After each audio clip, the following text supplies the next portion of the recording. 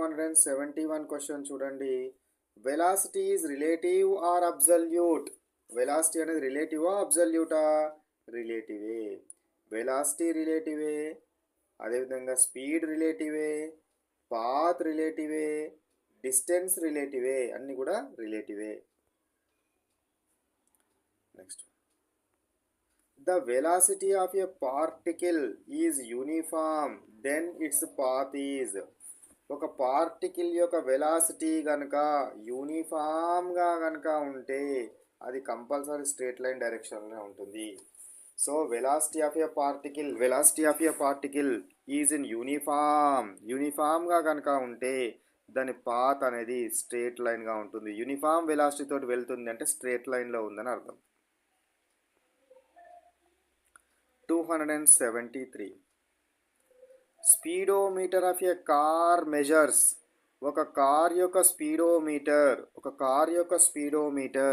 ఆ స్పీడోమీటర్లో చూపెట్టే ముళ్ళు 60 kilometres per hour, 70 kilometres per hour తోటి వెళ్తుందని చూపెడుతుంది కదా వెహికల్. ఆ వెహికల్ ఎంత స్పీడ్గా వెళ్తుందని చూపెట్టేదాన్ని స్పీడోమీటర్ అంటారు. అందులో చూపెట్టే స్పీడ్ ఏదైతే ఉంటుందో దాన్ని ఇన్స్టాంటేనియస్ స్పీడ్ అంటారు. ఏమంటారు? ఇన్స్టాంటేనియస్ స్పీడ్ అంటారు. 274 క్వశ్చన్ చూడండి. Velocity is a vector then what you can say? Velocity అనేది వెక్టార్, దాన్ని బట్టి నువ్వు ఏం చెప్తున్నావు? In one direction if it is positive, in opposite direction it must be negative.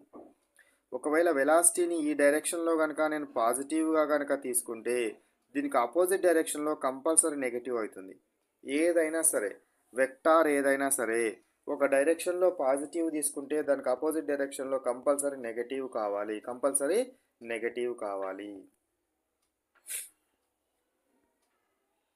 275 question.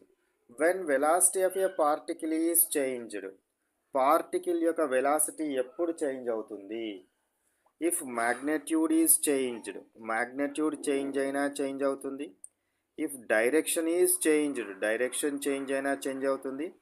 Both magnitude and direction is changed, magnitude మరియు direction రెండూ change అయినా